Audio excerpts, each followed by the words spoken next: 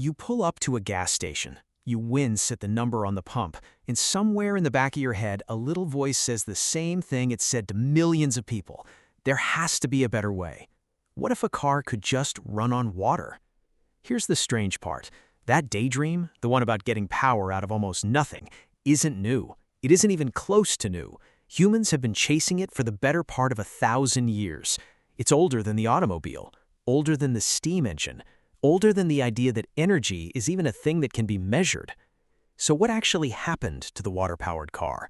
Why do we keep hearing about it? And why has it never, not once, been real? To answer that, we have to go back way further than you'd expect. Not to Detroit, to a wheel. Around the year 1150, an Indian mathematician named Bhaskara sketched a wheel with curved spokes, each holding a little mercury. One side, he argued, would always be heavier than the other, so the wheel would turn. Forever. Free motion out of nothing. It didn't work, but the idea was too beautiful to die. A century later, a French artist named Villard de Honnecourt drew his own version, a wheel rimmed with hammers, forever toppling forward. Also didn't work. For the next 500 years, brilliant people kept trying. Overbalanced wheels, self-filling water screws, magnets pulling magnets. Every generation was sure it was one clever trick away from a machine that ran itself. Every generation was wrong. But here's the thing. Nobody could actually say exactly why they were wrong. It just never worked. That answer didn't arrive until the 1840s. A British brewer's son named James Joule started measuring, very carefully, how one kind of energy turns into another, heat into motion, motion into heat. And he found something that sounds obvious now and was shocking then. The books always balance. Energy is never created, it's never destroyed, it only changes costume. This became the first law of thermodynamics, and it is the single most unforgiving rule in all of physics. You cannot get more energy out of a system than you put in, ever.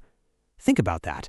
Every perpetual motion dreamer, going back to that Mercury wheel, had been trying to break a law that hadn't been written down yet. Joule didn't just fail to build the machine, he proved it could never exist. By then, the smart institutions had already given up.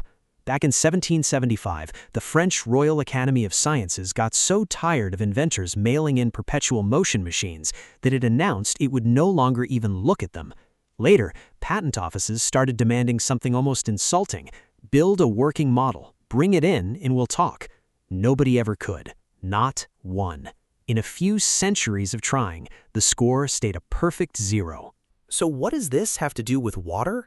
Everything. Because water is where this dream found its perfect disguise.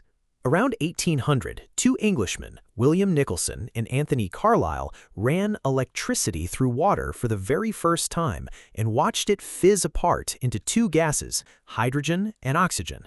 And hydrogen, it turns out, burns beautifully. Here was the tantalizing loop. Split the water, burn the hydrogen, get water back, repeat forever. Free fuel from the most common liquid on Earth. Except, here's the problem. When hydrogen burns, water is what's left over. Water is the ash, it's the exhaust, it's the thing you get after the energy is already spent. Trying to run a car on water is like trying to reheat your dinner by burning the steam. And splitting it back apart, that costs you exactly as much energy as burning it gave you. Actually, more, because you lose some at every step. Water isn't a fuel, it's a receipt. Which means a car that runs on nothing but water is just the Mercury wheel again. Same dream, new paint.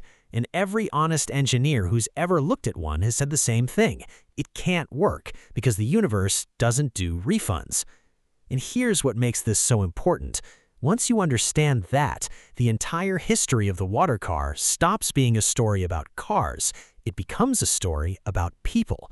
Because the law was settled by 1850, the science was done, and yet the water car kept coming back again and again and again. Which raises a much stranger question than anything about engines. Why do we keep believing? What is it in us that hears it's physically impossible and thinks, yeah, but what if? The most famous believer was a man named Stanley Meyer. In 1980s Ohio, Meyer claimed he'd built something he called a water fuel cell. a device that could split water using almost no electricity at all. He said he'd driven a dune buggy clear across the country on it. Investors lined up, money came in, and for a while, Stanley Meyer was living the dream. Then 2 of those investors sued. In 1996, an Ohio court brought in expert witnesses to examine the miracle machine.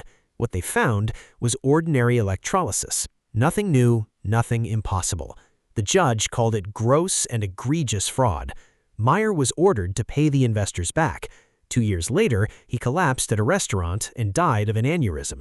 And because this is the internet, the story instantly rewrote itself. They silenced him. They poisoned him to bury the invention. No evidence has ever backed that up, but it doesn't need evidence. It only needs to be a better story. And it kept being a better story. In 2008, a Japanese company called Genepax rolled out a car it said ran on water. Nothing but water. Reporters swarmed. Then people looked closer and noticed the machine seemed to rely on a metal inside that got quietly used up. The water wasn't the fuel, the metal was. A year later, the company was gone. In the Philippines, an inventor named Dingel claimed a water-powered car for something like 40 years, until in his 80s he was convicted of fraud. And maybe you've seen the ads online, little kits that promise to boost your gas mileage by splitting a bit of water using your car's own battery. Tested over and over, they don't work. They can't. The electricity comes from the engine, and it always costs more than it gives back. Now here's where it gets genuinely interesting. Because sitting right next to all this nonsense is real technology that looks almost identical. You can actually buy a hydrogen car today. The Toyota Mirai burns hydrogen and puffs out nothing but water vapor. But look at the direction. Water comes out, it doesn't go in.